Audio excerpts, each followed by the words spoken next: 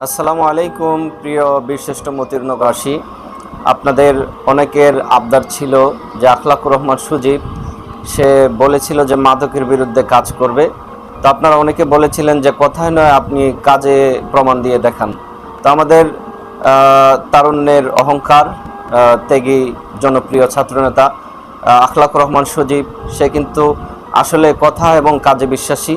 আপনারা তাকে কিছু সুযোগ দিয়ে দেখেন, ইনশাল্লাহ সে ভবিষ্যতে অনেক ভালো কিছু আপনাদের সামনে করে দেখাবে। ইতিমধ্যেই সে আমাদের মাননীয় সংসদ সদস্য জনাব আশরাফুদ্দিন বকুল সাহেবকে সাথে নিয়ে মাদকের বিরুদ্ধে তিনি অভিযোগ দায়ের করেছেন এবং রায়পুরা থানার তথা নরসিংদী ৫ আসনের মধ্যে মাদকের যেই সমস্যাগুলো রয়েছে এই সমস্যাগুলোর বিরুদ্ধে ইতিমধ্যে তিনি কাজ শুরু করে দিয়েছেন। ভিডিওটির মাধ্যমে আপনারা দেখেন। বিসমিল্লাহির রহমানির রহিম। আমি বিশেষ করে এই ঈদের ছুটিতেও দেখতে পাচ্ছি যে আমাদের এলাকা থেকে অনেক জায়গায় আমরা দেখতে পাচ্ছি যে মাদকের ব্যাপারে অনেক কমপ্লেন আসছে। আমরা লক্ষ্য করছি এবং আমাদের দলের নেতাকর্মীরাও লক্ষ্য করছে যে রাতের ৯টার পর অনেক মাদক ব্যবসায়ী বিভিন্ন এলাকা দিয়ে হুন্ডা নিয়ে ঘুরছে এবং মাদক বিক্রি করছে, তাদের ডিস্ট্রিবিউটরের কাছে হস্তান্তর করছে।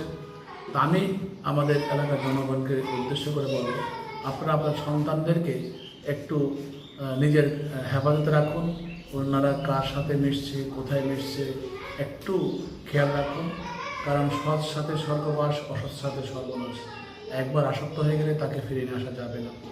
দ্বিতীয়ত আমি মনে করি পুলিশের উপর নির্ভরশীল না হয়ে আপনারা যদি নিজেরাই সামাজিকভাবে সচেতনতা সৃষ্টি করেন এবং গ্রামে গ্রামে যদি আপনারা টিম তৈরি করেন, একটা স্পেশাল টিম, স্পেশাল ব্রাঞ্চ পুলিশের মতো একটা স্পেশাল ব্রাঞ্চ জনগণ যদি তৈরি করেন, যে মাদক ব্যবসায় আসা মাত্র তাদেরকে অ্যারেস্ট করা হবে, ধরে ফেলা হবে এবং তাদেরকে ধরে পুলিশের হাতে সুপর্দ করা হবে, তাহলে আমার মনে হয় এই মাদক ব্যবসায়ীরা এলাকায় আসবে না এবং ইয়াবা সহ বিভিন্ন মাদক আসবে না। আমরা যদি একটুকু করতে পারি এবং তাদেরকে ধরে পুলিশের হাতে দিতে পারি, তাহলে আমার মনে হয় আমাদের এলাকার ছেলেমেয়েরাও দেখা যাবে অনেক সময় এগুলো থেকে বিরত থাকবে। কারণ ছেলেরা যাতে এগুলো থেকে আসক্ত না হয় এবং যেসব নারীরাও এইসব ব্যবসার সাথে জড়িত তাদেরকে আমি সতর্ক করে দিচ্ছি যে কেউ রেহাই পাবেন না। আপনারা মনে রাখবেন যে মাদকের ব্যাপারে আমরা জিরো টলারেন্স দিচ্ছি।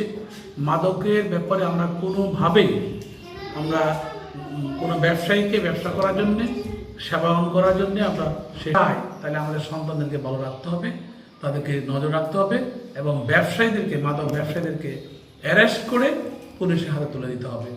কাজে আমাদের সবার সহযোগিতা আমি চাই। আমি ইঞ্জিনিয়ার আশরাফ, আপনাদের নির্বাচিত এমপি।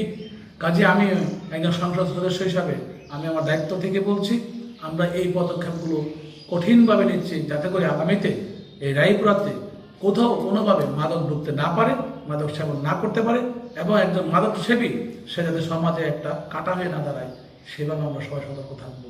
সবাইকে ধন্যবাদ। আসসালামু আলাইকুম।